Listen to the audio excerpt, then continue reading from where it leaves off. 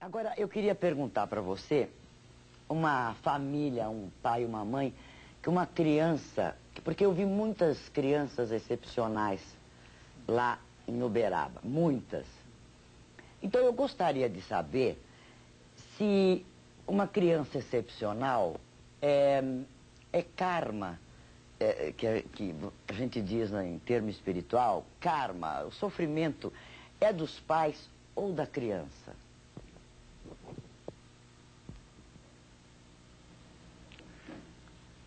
Nair, a criança excepcional sempre me impressionou pelo sofrimento de que ela é portadora, não somente em se tratando dela mesma, mas também dos pais.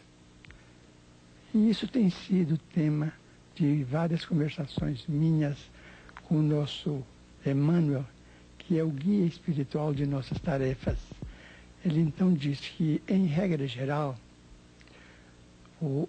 a criança excepcional é o suicida reencarnado. Reencarnado depois de suicídio recente. Porque a pessoa, quando pensa que se aniquila, ela está apenas estragando ou perdendo a roupa que a providência divina permite de que ela se sirva durante a existência, que é o corpo físico. A verdade é que ela, em si, é um corpo espiritual. Então, os remanescentes do suicídio acompanham a criatura que praticou a autodestruição para a vida do mais além. Lá ela se demora algum tempo, amparada por amigos, que toda criatura tem afeições por toda parte, mas volta à terra com os remanescentes que ela levou daqui mesmo após o suicídio. Se uma pessoa espatifou o crânio, se o projétil atingiu o centro da fala, ela volta com a mudez. Se atingiu apenas o centro da visão, ela volta cega. Mas se atingiu determinadas regiões mais complexas do cérebro, ela vem em plena idiotia. E aí os centros fisiológicos não funcionam.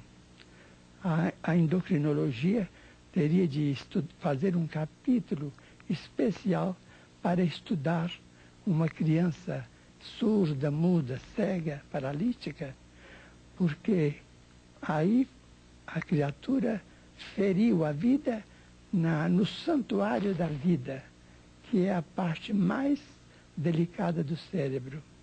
Se ela suicidou-se, mergulhando-se em águas profundas, ela vem com a disposição para o enfisema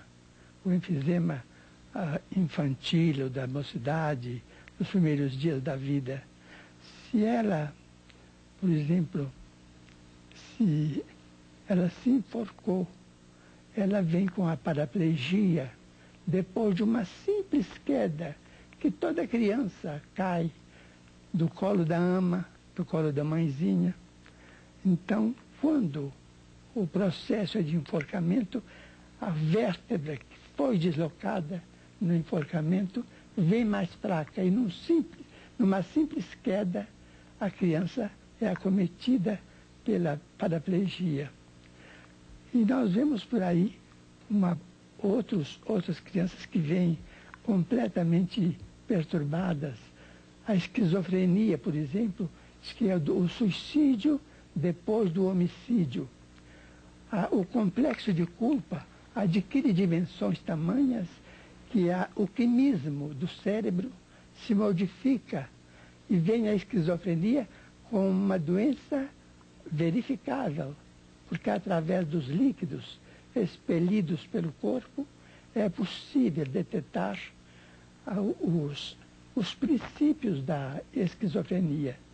Mas a esquizofrenia é o homicida que se fez suicida, porque o complexo de culpa é tão grande, o remorso é tão terrível, que aquilo se reflete na própria vida física da criatura durante algum tempo ou muito tempo.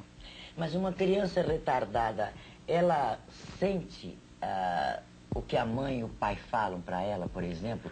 Palavras de amor ou palavras sem amor, bruscas? Ela Sentem, ouvem, registram e sabem de que modo estão sendo tratadas.